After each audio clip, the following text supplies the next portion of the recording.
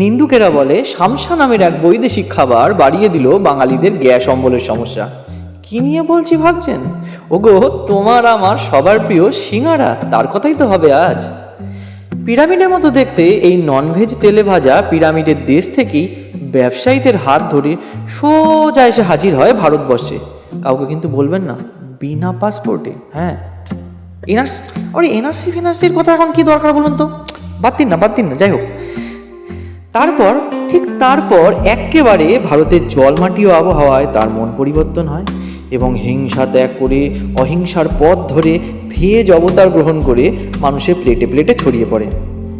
তবে তার এই স্ট্রাগলটা কিন্তু সহজ ছিল না। এই যে ননভেজ ছিল, জানতেন না? ননভেজ থেকে যে এই যে ভেজ অবতার সে গ্রহণ করেছে, তার এই স্ট্রাগলটা কিন্তু মোটেও সহজ ছিল না। প্রথমে এখানে এসে সে বেগুন কুমড়ো এদের সাথে কোল্যাব করার চেষ্টা করে, কিন্তু তার আত্মা যে তৃপ্ত হয় না। হয় বলুন তো, বেগুন কুমড়ো দিয়ে আর কি মানে ব্যাপারটা ঠিক হয়? তো যেটা হয় আর কি, সে আস্তে আস্তে হারিয়ে ফেলে নিজেকে। তারপর শোনা যায় নাকি সে এক পর্তুগিজ রমণী, মানে পর্তুগিজ সবজি যার নাম কিনা আলু, তার প্রেমে পড়ে সহিংস ননভেজের পথ ত্যাগ করে সামোসা বা সিঙ্গারা নাম নিয়ে ভারতে চিরস্থায়ী বসবাস শুরু করে। তাই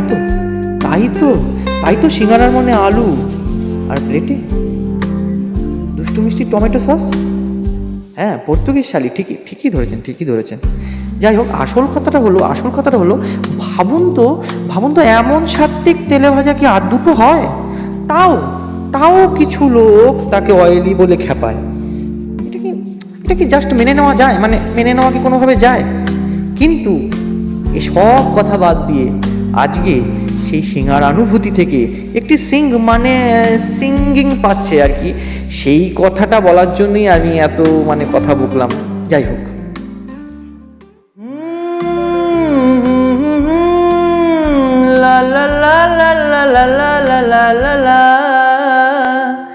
সন্ধ্যাবেলা বৃষ্টির দিনে বাঙালি ঠিক আনবে কিনে মুচমুচে সে নাদুস চেহারা। ভারাক্রান্ত খিদার পেটে পাতলা পকেট চায়ের ডেটে বড্ড তাকে লাগে যে প্যারা।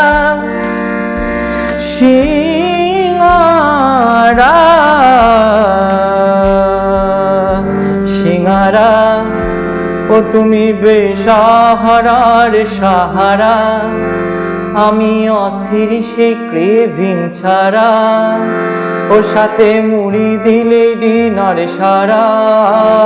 সিঙ্গারা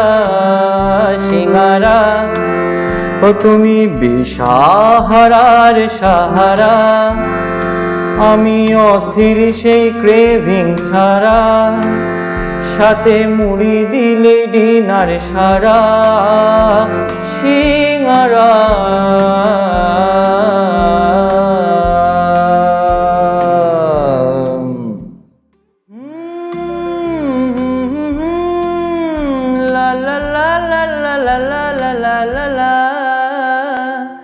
সন্ধ্যাবেলা বৃষ্টির দিনে বাঙালি ঠিক আনবে কিনে মুচমুচে সে নাদুস চেহারা।